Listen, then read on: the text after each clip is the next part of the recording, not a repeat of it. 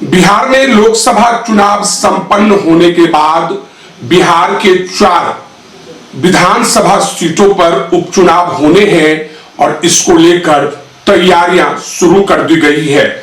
हालांकि अब तक निर्वाचन आयोग द्वारा कोई ऑफिशियल ऐलान नहीं किया गया है कि बिहार के इन 4 सीटों पर कब उपचुनाव होने हैं, लेकिन राजनीतिक दलों ने मोर्चा संभाल लिया है और तैयारियां शुरू कर दी है। जिन 4 सीटों पर चुनाव होने हैं उन सीटों को लेकर एनडीए और इंडिया गठबंधन का अलग अलग दावा है। नमस्कार, आप देख रहे हैं dailyBihar.com का I am Bihari Facebook page और मैं हूं आपका रोशन झा। लोकसभा चुनाव में बीजेपी, आरजेडी, जदयू ने कई ऐसे विधायकों को टिकट दिया जो जीतकर लोकसभा पहुंचे और अब उन सीटों पर उपचुनाव होने हैं। 5 विधानसभा ऐसे थे जिनमें चुनाव होने थे, जिनमें से एक पूर्णिया के रुपौली विधानसभा में चुनाव संपन्न हो चुका है। आइए बारी बारी से आपको बताएंगे कि वह कौन से 4 विधानसभा सीट हैं और वहां की राजनीतिक समीकरण क्या कहती है। पहला सीट इमामगंज है, जहां से गया के वर्तमान सांसद और हम पार्टी के वरिष्ठ नेता जीतन राम मांझी विधायक हुआ करते थे।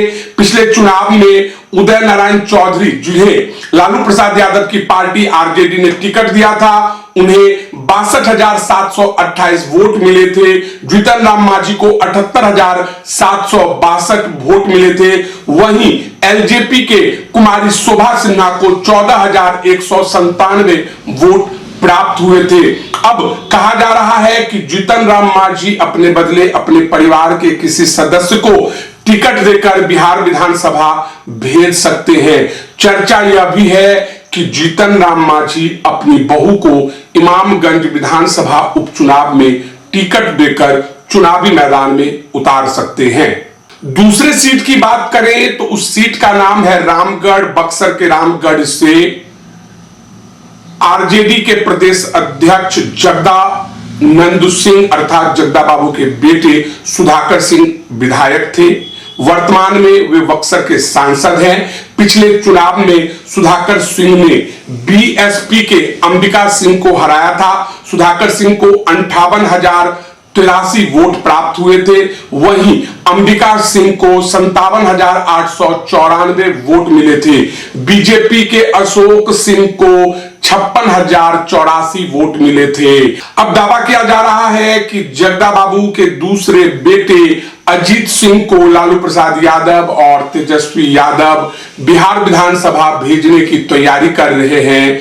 कहने का तात्पर्य है कि जो जगदा बाबू राजनीति में परिवारवाद का खिलाफ करते थे, अब अपने बड़े बेटे सुधाकर सिंह के बाद अजीत सिंह को राजनीति में लॉन्च करने की तैयारी कर रहे हैं। बेलागंज विधानसभा की बात कर लेते हैं। सुरेंद्र यादव आरजेडी से विधायक थे, जो कि इस लोकसभा चुनाव में जीतकर सांसद बन चुके हैं। पिछले चुनाव में 79,708 वोट सुरेंद्र यादव को प्राप्त हुए थे। अभय कुमार कुशवाहा जेडीयू से चुनावी मैदान में थे, उन्हें 55,745 वोट प्राप्त हुए। वहीं एलजेपी के रामाश्रय शर्मा को 12,005 वोट मिले थे। तरारी विधानसभा, जहां माले के सुदामा प्रसाद विधायक हुआ करते थे और इस बार आरा लोकसभा से चुनाव जीतकर वे सांसद पहुंचे हैं। अगर पिछली चुनाव की बात करें तो सुदामा प्रसाद को 73,945 वोट प्राप्त हुए थे। वहीं नरेंद्र कुमार पांडे को 62,930 वोट मिले थे। कौशल कुमार विद्यार्थी, जो कि बीजेपी से चुनावी मैदान में थे, उन्हें 13,833 वोट मिले थे।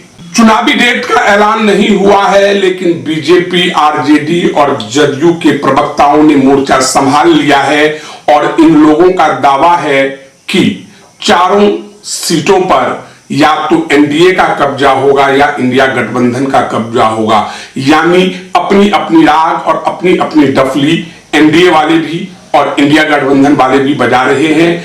अब देखना दिलचस्प होगा कि निर्वाचन आयोग द्वारा चुनावी डेट का ऐलान कब किया जाता है और चुनावी मैदान में विभिन्न राजनीतिक दलों द्वारा किसे उम्मीदवार बनाया जाता है और किसके माथे जीत का सेहरा और किसके माथे हार का श्रेय जाता है।